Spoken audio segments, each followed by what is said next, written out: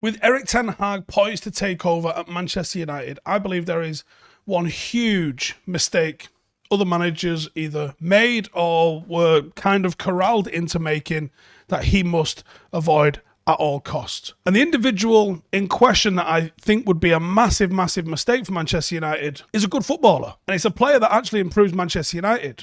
And it's not about the player, so please don't misconstrue this player is not as good as McTominay or Fred, for example. It's more about what this player represents in terms of their transfer fee and other things associated with it, which I'm going to get into during the video.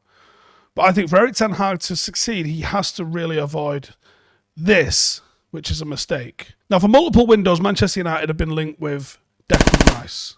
Like I said, as a footballer, I like Declan Rice. I think he's a good footballer. Young, English, so he adds to that homegrown element. Certainly seems suited to the type of squad and footballer I think United were definitely going for under Ole. Not 100% sure we've seen enough evidence that he would be able to do what Ten Hag would want him to do, but I think he's adaptable and he's a good footballer, and I think he probably would be.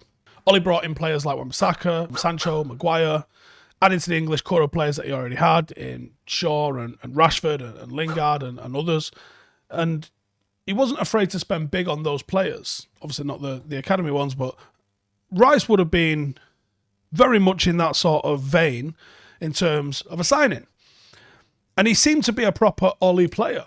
This is pre us switching to trying to be playing football in the opposition half, right up to the halfway line and all that sort of stuff.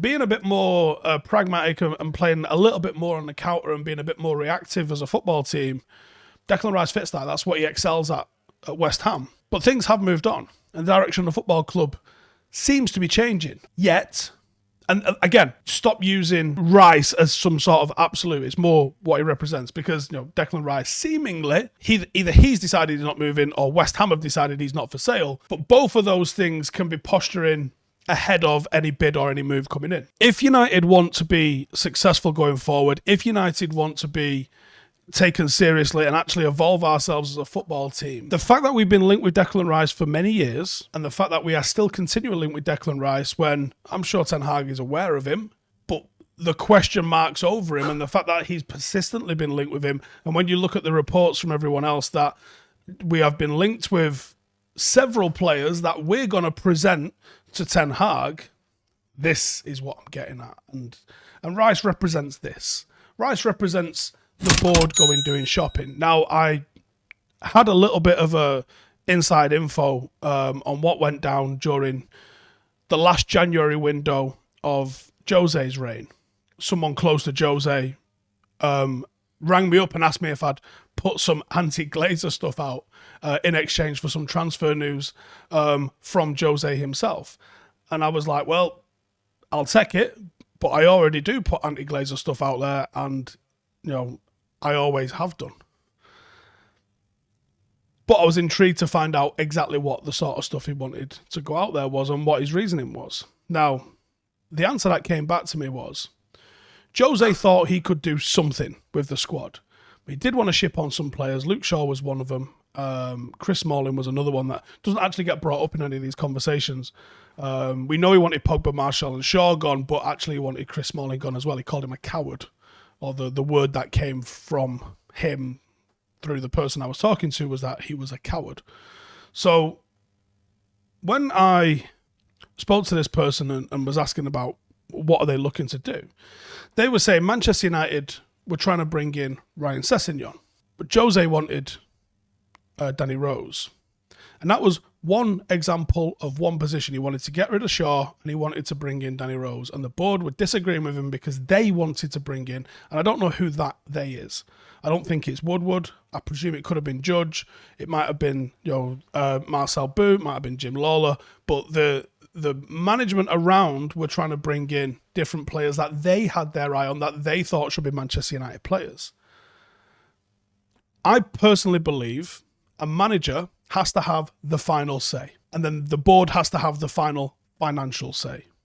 So I'll give you an example of how that works, or how I would envisage this working. I go to the scouting department, I say, I need let's use a Declan Rice kind of example. I need a midfielder that can be box to box. I want him someone that's going to be progressing the ball up the pitch, someone that's played international football, someone that's played at a high level, someone that's maybe played a bit of European football. I'm looking for someone mid-20s. I'm not looking for a prospect and I'm not looking for an old head. I'm looking for someone that could maybe finish their development here and be a first-team member for 6 or 7 years.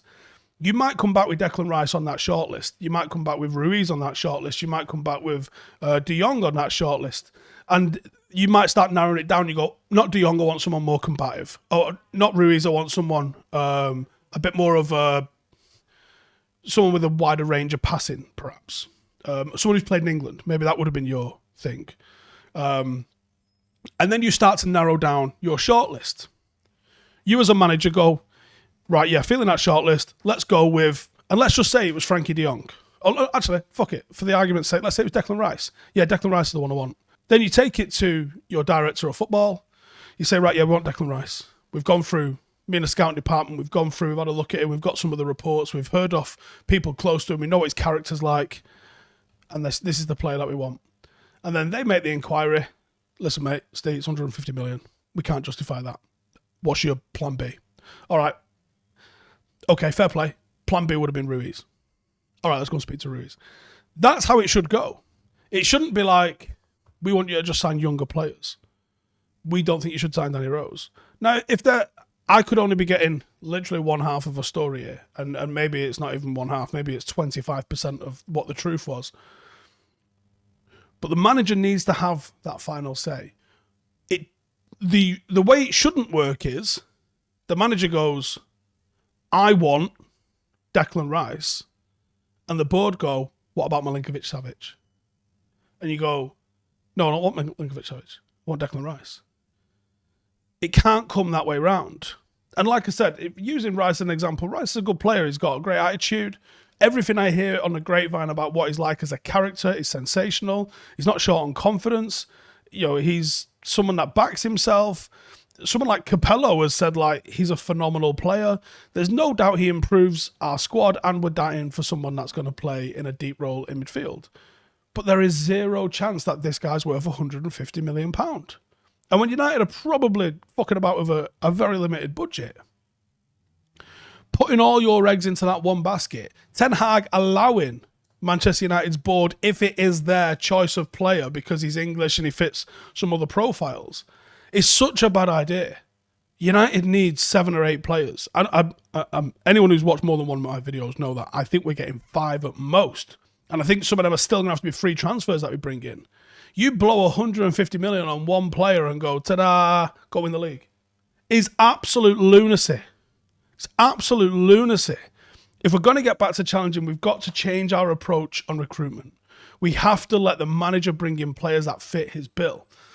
Me and Ronaldo was having a look at the whole list of who Jurgen Klopp had signed, and there was some misses, and it was miss, miss, miss, win, miss, miss, miss, win, miss, miss, win, miss, miss, miss, miss, win, through the early sort of stage of Klopp's recruitment at Liverpool. But then it started to go win, win, miss, win, win, miss, miss, win, win, win, win, miss.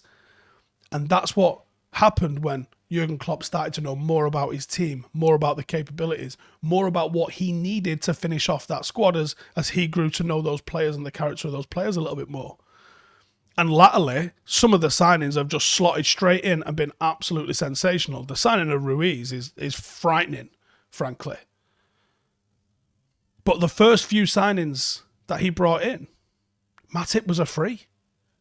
And he's an unbelievable centre-half. He got Salah for 34 million. You know, people thought, he didn't work in the Premier League, he's not going to do it in the Premier League. He's already been here once, couldn't do nothing. Thiago was 20 million. You signed Rice for 150 million. He needs to have the impact of 5 players. And he's not going to have the impact of 5 players. And when you gamble massive on one player in this manner, one single player, all of our budget goes on one player. That what you're saying is this one player is the final piece of our jigsaw.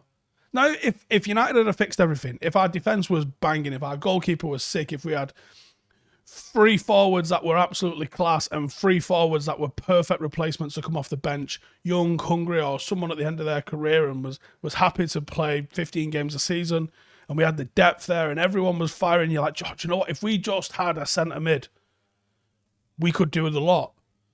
I could justify 150 million on that player. But when we need, I mean, Ralph Rangnick supposedly said United need a whole new 11.